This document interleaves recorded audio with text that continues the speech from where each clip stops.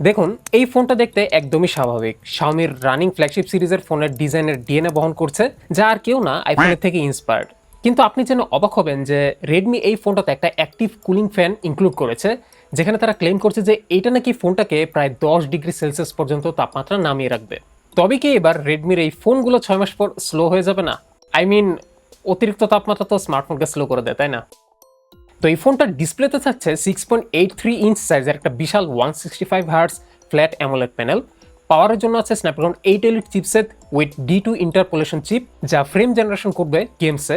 Camera সেটআপে আছে 50 megapixel main sensor, 8 megapixel ultra wide ও 20 মেগাপিক্সেলের সেলফি ক্যামেরা, যা আসলে ফোনটার পারফরমেন্স এবং প্রাইসের সাথে কম্পেয়ার করলে একটু মিডিওকোর ক্যামেরা সেটআপ।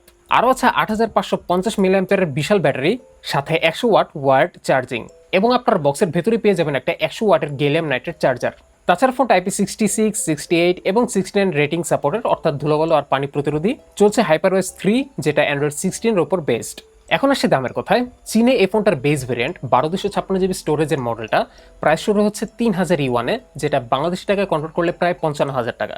এবারে রেডমি K90 সিরিজের ফোনগুলো বেশ বড় বড় চমক নিয়ে হাজির হয়েছে।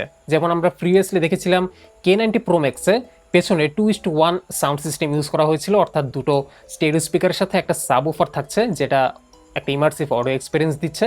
কিন্তু এবার আমরা দেখছি K90 আলট্রাতে একটা অ্যাক্টিভ কুলিং ফ্যান ইনক্লুড করা হয়েছে, যা আসলে ফোনটাকে একদম পারফরমেন্স মনস্টার করে তুলেছে। ফর ইউর কাইন্ড ইনফরমেশন, এই K90 আলট্রাটা কিন্তু চীনা এক্সক্লুসিভ স্মার্টফোন, অর্থাৎ এটা আপনারা গ্লোবালি পাবেন না, বাট পেতে পারেন যদি এই ফোনটা পোকো নামে রিব্র্যান্ড হয়ে আসে। তো কেমন মনে হলো এবার রেডমি K90 আলট্রাকে জানাবেন কমেন্ট বক্সে।